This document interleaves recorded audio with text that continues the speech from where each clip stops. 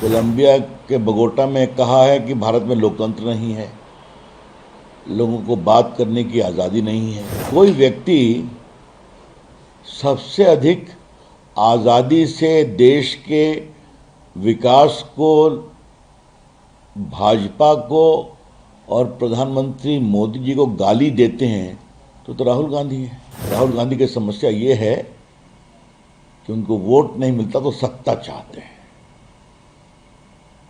और अगर विदेश में जाके भारत को अपमानित करिएगा तो जो भी सीट मिली है जनता वो भी नहीं जिताएगी आपको, जान लीजिए आप। अब आप चीन की तारीफ कर रहे हैं कि भारत तो दुनिया की बड़ी ताकत नहीं बन सकता, लेकिन चीन दुनिया का नेतृत्व कर सकता है। अच्छा होता विजयदशमी के शुभ अवसर पर भारतवासियों को शुभकामना देते,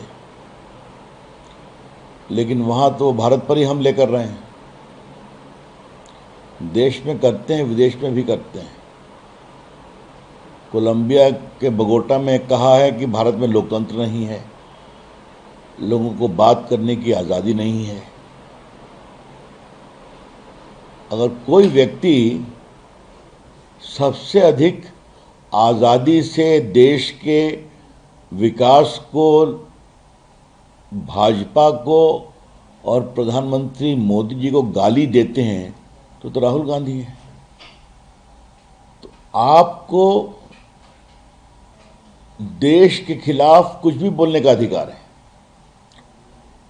मोदी जी के ऊपर तो आप झूठे आरोपों की झड़ी लगाते हैं पूरे हिंदुस्तान में घूम घूम करके।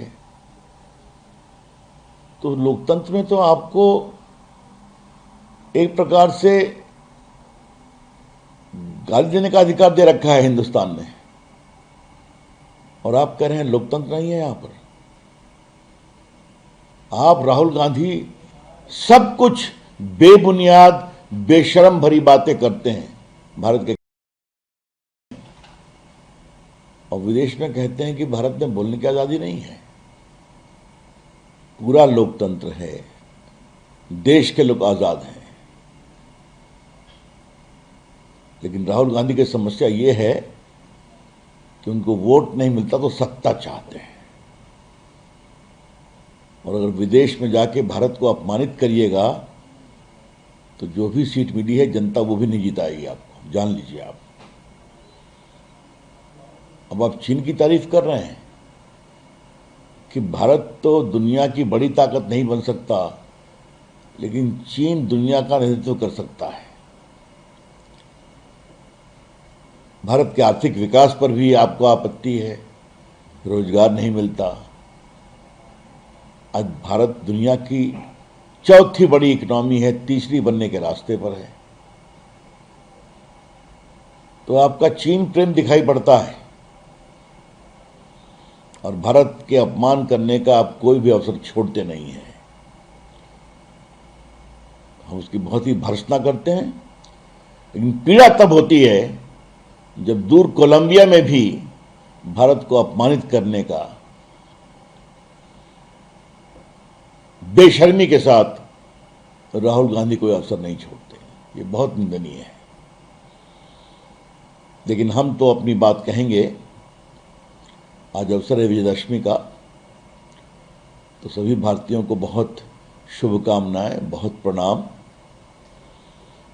आज के दिन भारत और उदयमान बने,